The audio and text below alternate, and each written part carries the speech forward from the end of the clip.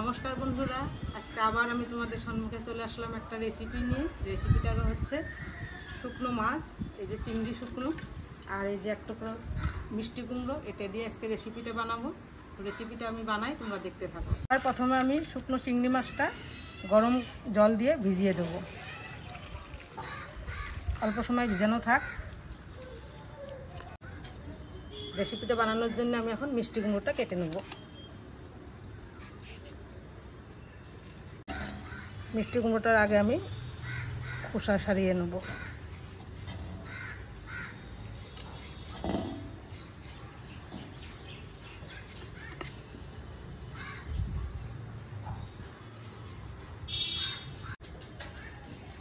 যে ছোটো ছোটো করে ডুমো ডুমো করে কেটে নেব।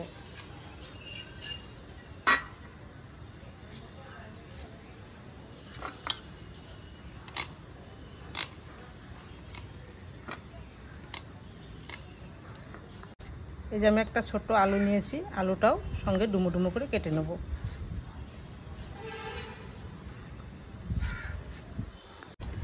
দেখেন আমি কাঁচা লঙ্কা অনেকগুলি নিয়েছি। শুকনো মাছে সবসময় লঙ্কা একটু বেশি দিতে হয়। আমি এখন লঙ্কাগুলি চিড়ে নেব।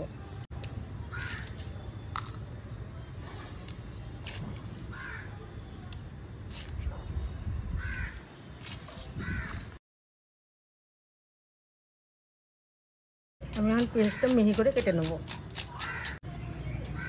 আমি এখন কতগুলি রসুন ছুলে নেব।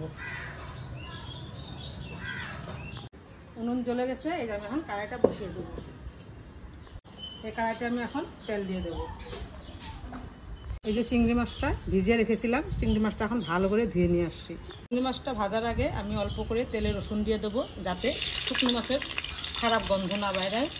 এখন আমি তেলে চিংড়ি মাছটা দিয়ে দেবো।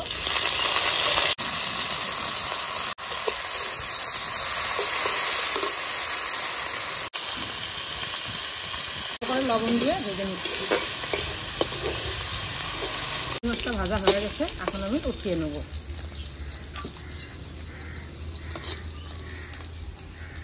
তেলের মধ্যে আমি আর একটু তেল দিয়ে দেবো অল্প করে পাঁচফোড়ন আর একটা শুকনো লঙ্কা। এখন তেলে দিয়ে দেবো আমি সবার আগে রসুন,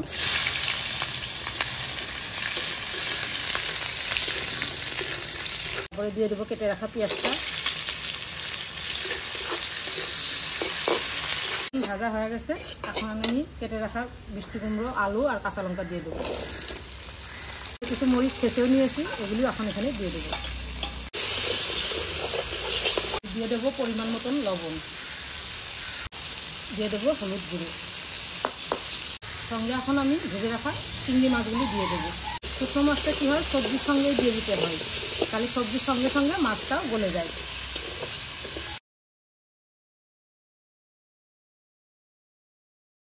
ঢাকা দিয়ে দেবো।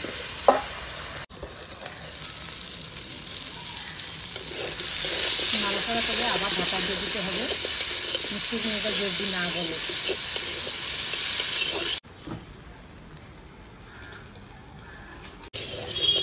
এই যে মিষ্টি লাউ সিদ্ধ হয়েছে, আলু সিদ্ধ হয়েছে। এখন আমি মশলাটা দিয়ে দেবো।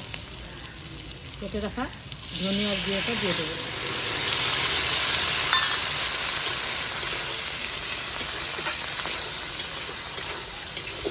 মশলাটা ভাজা হয়ে গেছে, এখন আমি অল্প করে জল ঢেলে দেবো।